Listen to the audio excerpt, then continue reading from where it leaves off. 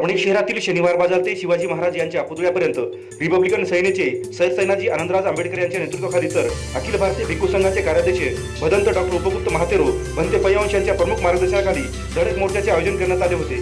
भर उन्हात हा मोर्चा काढण्यात आला। उपवर्गीकरण रद्द करा, डॉक्टर बाबासाहेब आंबेडकर यांच्या विजय असो, संविधानाचा विजय असो अशा घोषणा देत या मोर्चाचे रूपांतर सभेत करण्यात आले। अनेक मान्यवरांनी महाराष्ट्र सरकारचा निषेध नोंदवत उपवर्गीकरण रद्द झाले पाहिजे अशा भावना व्यक्त केल्या। 13% एससी आरक्षण वाचवण्यासाठी या महाराष्ट्र सरकारला जबाब विचारण्यासाठी हजारोच्या संख्येने परभणी जिल्ह्यातील भीमसैनिकांनी आपला सहभाग नोंदविला होता।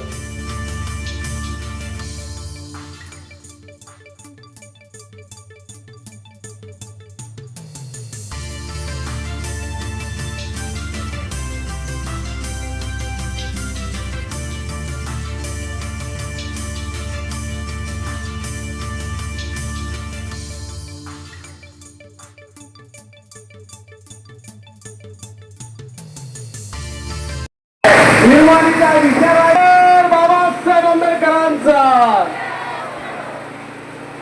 रिपब्लिकन सेनेचे सरसेनानी माननीय आनंदराज आंबेडकर यांच्या प्रमुख नेतृत्वाखाली पूजनीय डॉक्टर भदंत उपगुप्तजी महातेरो यांच्या प्रमुख मार्गदर्शनाखाली भव्य असा धडक मोर्चा कलेक्टर ऑफिसवर जात आहे। या लढ्यामध्ये आपण सर्वजण उपस्थित आहोत, तेव्हा सर्वांनी घोषणा द्या। डॉक्टर बाबासाहेब आंबेडकरांचा, बौद्ध धर्माचा, भिक्खू संघाचा, रिपब्लिकन सेनेचे सरसेनानी माननीय आनंदराज आंबेडकर यांच्या प्रमुख नेतृत्वाखाली भव्य अशा मोर्चाचं आयोजन करण्यात आलेलं आहे। पूजनीय डॉक्टर भदंत उपगुप्तजी महातेरो यांच्या मार्गदर्शनाखाली भव्य असा मोर्चाचं आयोजन करण्यात आलेलं आहे। हा धडक मोर्चा हा कलेक्टर ऑफिसवर धडकणार आहे, तेव्हा सर्वांनी या मोर्चामध्ये आपण सहभागी झालेलो आहोत। परभणी शहराच्या मुख्य रस्त्याने हा धडक मोर्चा चालत आहे आणि या मोर्चामध्ये सर्वांनी शिस्तीने चालायचे आहे।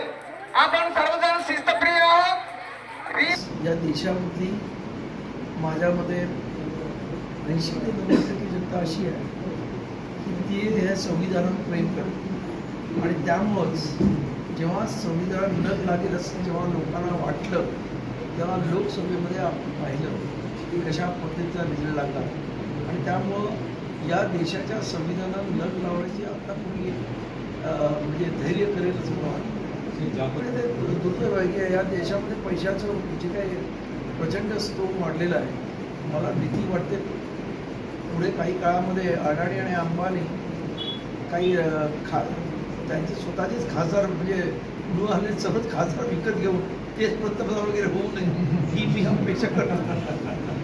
आम्ही हे आंदोलन हे प्रचंड ताकदीने होणार आहे। त्यामध्ये मुंबईमध्ये खऱ्या अर्थानं अनुसूचित जातीची ताकद आहे ती दिसणार आहे। सर्व जाती अत्यंत ताकदीने या मोर्चामध्ये उतरवणार आहे आणि त्यामुळं हा मुंबईमध्ये होणारा मोर्चा न भूतो न भविष्यती अशा पद्धतीचं होणार आहे। तेव्हा या मोर्चाला बघून तरी सरकार जी काही दादागिरी करण्याचा आणि जबरदस्तीने उपवर्गीकरण करण्याचा प्रयत्न करतो तो हाणून पाडण्याचा आपला प्रयत्न आहे आणि ते जर न ऐकलं तर मग आमचं जर स्पष्ट सांगणं असेल की तुम्ही 1% 12% लोकांचं मतदान घालवणं